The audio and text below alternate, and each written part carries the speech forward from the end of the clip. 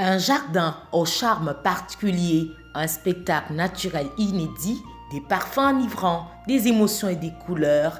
Bienvenue à la Villa Taranto, l'un des plus grands jardins botaniques qui existent au monde. Situé au cœur de la commune de Verbania, dans le nord de l'Italie, l'on retrouve dans cet endroit des milliers de plantes dont certaines proviennent de collections rares. Ici, c'est tout simplement un rendez-vous avec la nature. Vous devez vous dire à ce moment précis que je dois être une férue de la botanique. Oui, vous avez raison, mais vous savez quoi? Vous n'avez pas nécessairement besoin d'en être un pour apprécier cette chorégraphie florale exceptionnelle, car la Villa Taranto est dotée, vous le voyez ici en image, d'une beauté quasi magique. C'est ce qu'on m'a aussi dit là-bas. Donc, pardon, croyez-moi juste dessus parole, je n'invente rien. À côté de ces jardins, statues, fontaines, piscines, jets d'eau, terrasses et autres cascades offrent un joli bouquet. Moi, je suis tombée follement amoureuse de ces milliers d'espèces d'arbres et de fleurs repartis sur une surface d'environ 16 hectares, avec au total 7 km d'allées.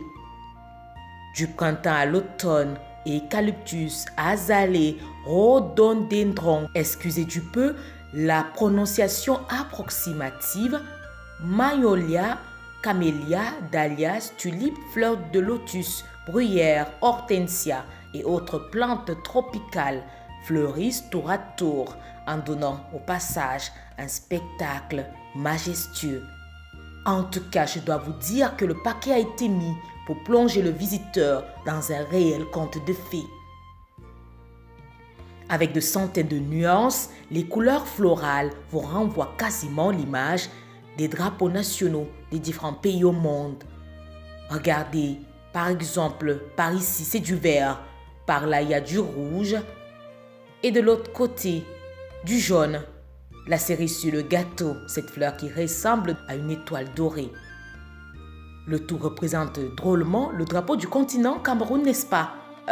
Pardon, j'oubliais déjà que le Cameroun est plutôt un pays. Bref, les Camerounais savent de quoi je parle, ou bien. Pour la petite histoire à présent, c'est le capitaine écossais Neil McEachan qui créa ces jardins après avoir acquis la villa en 1931 dans le but précis de créer justement un jardin de rêve sur les rives du lac Majeur qu'il affectionnait particulièrement. Comment en est-on arrivé au nom Villa Taranto? Le patronyme Taranto était celui d'un ancêtre de la famille du capitaine Neil McEachan, à qui Napoléon Bonaparte accorda le titre de duc de Taranto. Jusqu'en 1939, le capitaine McEachan n'avait aucun héritier et décida alors de léguer sa propriété à l'État italien, à condition cependant d'être enterré sur place. Voici pourquoi le site a été baptisé Villa Taranto et par an, pas moins de 150 000 visiteurs issus de tous les continents accourent ici justement depuis son ouverture au public en 1952.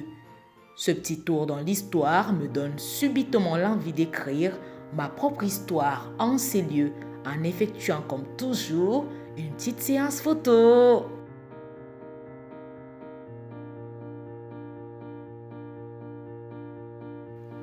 Ciao, bye Namio et à très vite, je l'espère.